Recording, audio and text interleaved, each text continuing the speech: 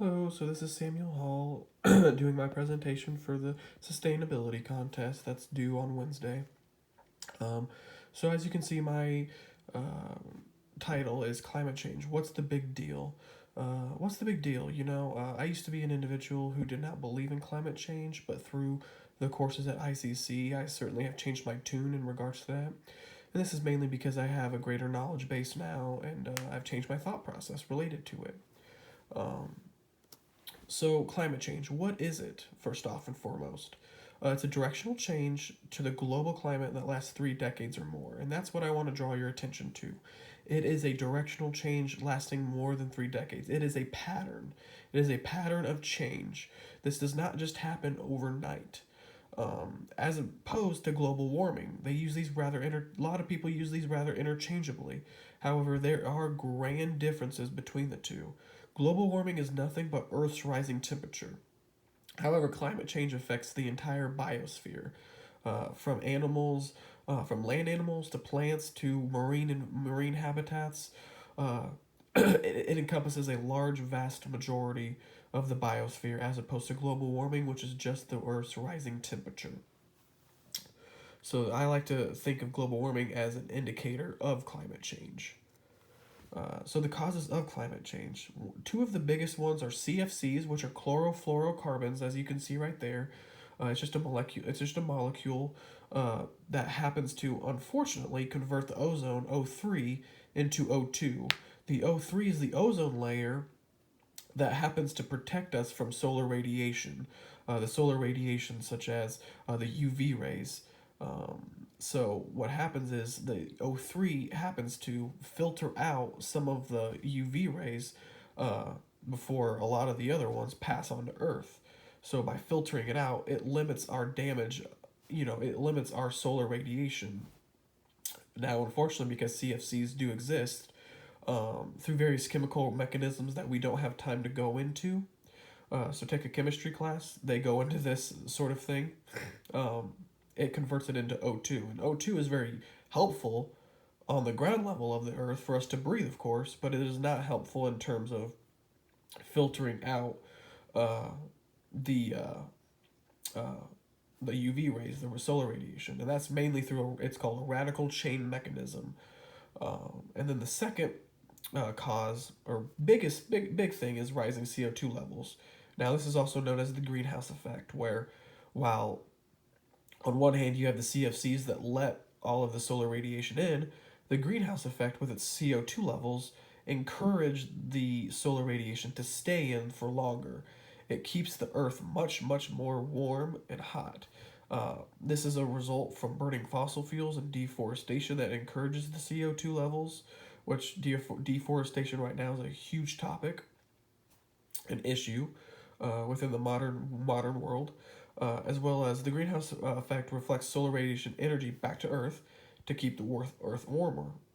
Earth warmer. The average global temperature has risen approximately 1.6 degrees Fahrenheit. And like I said, I alleviated this right here, this very last point right here, is global warming. It doesn't discuss the climate change. It just discusses the actual global warming of it, 1.6 degrees Fahrenheit over the past 20, 30 years. Um, so as we move on in terms of sustainability, we could talk about what we could do in terms of science, in terms of green chemistry, and how to oppose what's going on in our current world uh, through oil, fossil fuels, stuff like that. However, I personally believe the real issue lies within the psychological mindset of those who do not believe it. Now, I think we can all agree that there's a lot of power in the mind in terms of what people believe. So if we're able to sway them to believing in climate changes as what kind of happened to me, then we could start having true impact in terms of legislative agendas, and actually having true policies that actually incorporate the ability of climate change into the modern world, into reversing that process. So as you can see, scientists who study climate change agree human interaction with the environment is affecting the environment. This is just something that tells us what we already know. But it just just gives us another confirmation. Now, number two, look at number two. American climate change deniers who don't believe in climate change have been remarkably successful in confusing public opinion and delaying decisive action. And that's where I would like to talk about in terms of sustainability for climate change, for addressing climate change. We're not going to get anywhere in terms of climate change unless we are able uh, to sway public opinion. By swaying public opinion, that's going to affect the legislative action in terms, and that will definitely garner decisive action from our from our respective governments.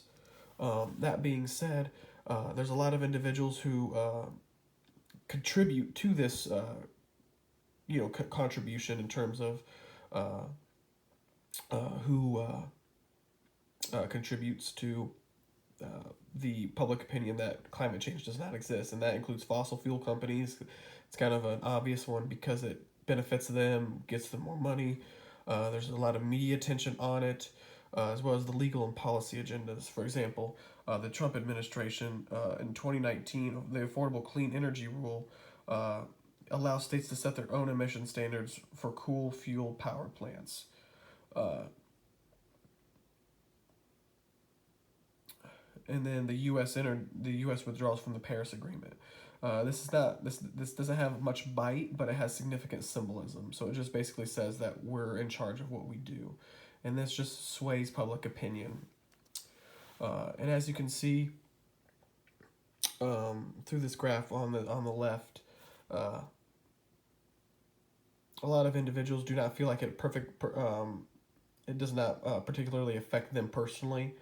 And this was a study done in 2018, uh, as well as a study done in 2019 that says dealing with the global climate change and protecting the environment.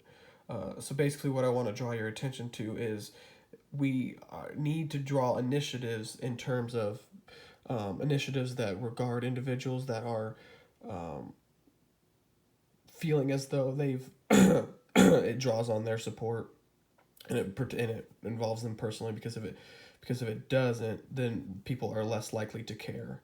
Um, so and there's my references. So this was kind of a ragged thing as of right now.